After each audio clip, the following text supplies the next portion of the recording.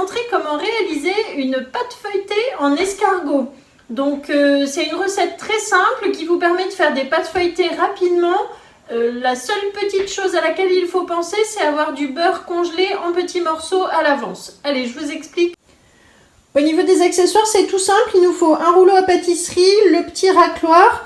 On va utiliser le dérouleur de film alimentaire et la toile roule-pâte pour étaler la pâte.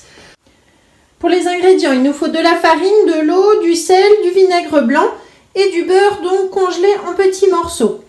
On va réaliser cette recette dans le high cooking. C'est la recette pâte feuilletée en escargot pour 2 tourtières que j'ai donc rentrée sur le club Guy de Marle. On y va.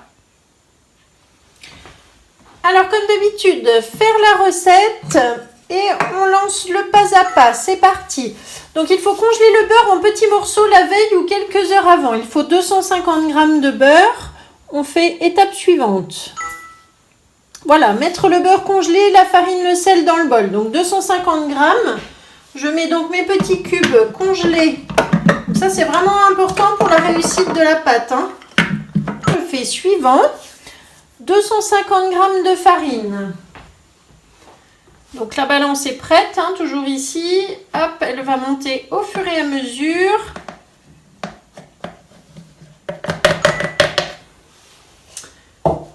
Voilà, 250 g.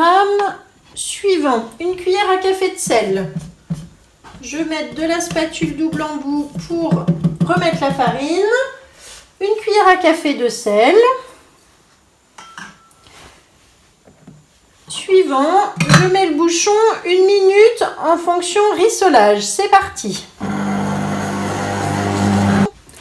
Étape suivante. Ensuite, on va mettre donc 120 g d'eau.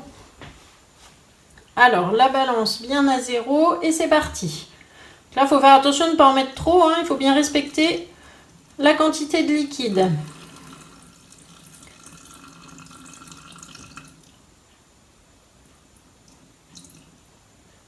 115 et 120. Vous entendez à chaque fois une petite sonnette dès qu'on atteint la bonne quantité. Suivant, une cuillère à café de vinaigre de vin blanc. Le vinaigre, il va servir surtout pour la conservation de la pâte, pour éviter qu'elle noircisse, éviter qu'elle se rétracte trop à la cuisson. Voilà, c'est facultatif, vous n'êtes pas obligé de le mettre si vous n'en avez pas et que vous la consommez tout de suite. Donc là, on va faire tourner donc le robot 1 minute en rissolage toujours. C'est parti. Alors voilà la pâte donc, qui a été pétrie dans le robot. J'ai fariné ma roule-pâte et je vais mettre donc ma pâte directement dessus comme ceci. Je déverrouille en dessous pour libérer la pâte. Hop, voilà, donc plus rien à l'intérieur.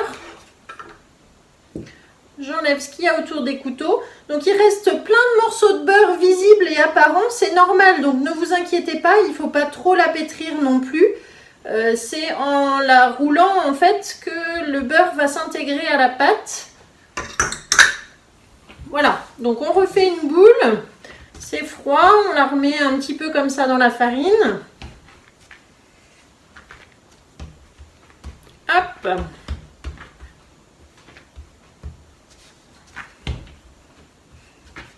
Donc je vous montre, vous voyez qu'il reste encore des morceaux de beurre dans la pâte, c'est tout à fait normal. Alors maintenant, je vais prendre mon rouleau et l'étaler pour faire un grand rectangle qui va faire la taille de la roule-pâte. Si ça ne suffit pas, n'hésitez pas à en rajouter un petit peu de la farine.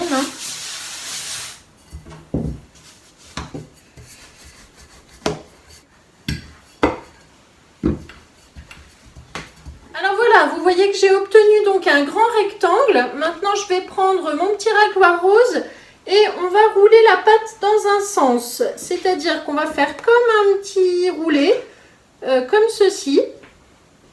Donc vous serrez bien. Il y a encore des morceaux de beurre apparents, c'est normal. Il ne faut pas s'inquiéter, au contraire, il faut les laisser comme ça. Donc vous voyez, je roule, on fait comme de la pâte à modeler, en fait, c'est très facile. Je fais un grand boudin comme ceci. Et maintenant, donc, on va faire l'escargot, c'est-à-dire que mon boudin, je vais le rouler dans l'autre sens, comme ceci. Et là, on va faire toutes les couches pour faire le feuilletage de la pâte. Voilà. un joli escargot. Donc là maintenant, à cette étape-ci, on va filmer l'escargot et laisser la pâte reposer environ 30 minutes au frigidaire. Ensuite, on la réétalera et on pourra s'en servir. Donc moi j'utilise toujours le dérouleur de film alimentaire qui est sur la boutique et en catalogue. Donc c'est un système qui est très pratique parce qu'il y a juste à déclipser comme ceci. Vous avez le film qui est toujours prêt et à disposition grâce aux petits trous qui sont là. Hop. Donc je tire mon film, je vais le mettre comme ceci sur la roule-pâte. Je vais mettre mon escargot, on tire le film et quand je rabaisse ceci, hop, ça coupe. Voilà, ça c'est génial. Donc je mets bien du film autour de mon petit escargot, vous voyez. Et je vais le mettre donc sur la petite planche pendant 30 minutes au frigidaire, on se retrouvera après. Voilà, donc au bout d'une demi-heure, je sors ma pâte du frigidaire. Donc vous voyez le petit escargot, on le repositionne comme ça, debout sur la toile. Donc je fais pareil, j'ai fariné ma toile, on va faire un grand rectangle. Je vais mettre de la farine un petit peu, voilà, au-dessus, en dessous, sur les côtés, pour que ça ne colle pas. Et donc pour la réétaler, ce qui est vraiment important, c'est de partir comme ceci, surtout pas comme ceci. Comme on l'a roulé plusieurs fois déjà sur le premier boudin, plus les couches qui sont là, on va faire le feuilletage. Donc je prends mon rouleau et surtout je commence bien sur le dessus de la pâte comme ceci. Voilà. Ce qui va vous permettre de faire différentes couches. Donc c'est ce qu'on appelle la pâte feuilletée express en escargot, vous voyez. Il y a encore des morceaux de beurre visibles, ils vont s'étaler au fur et à mesure dans la pâte tout simplement. Voilà, donc là maintenant j'étale et je fais un grand rectangle. Alors vous voyez qu'au fur et à mesure la pâte devient beaucoup plus souple, hein, beaucoup plus facile à étaler.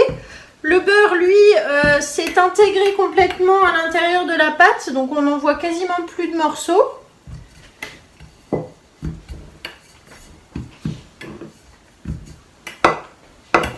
Voilà, donc vous voyez que j'ai fait vraiment toute la taille de la roule-pâte, un grand rectangle.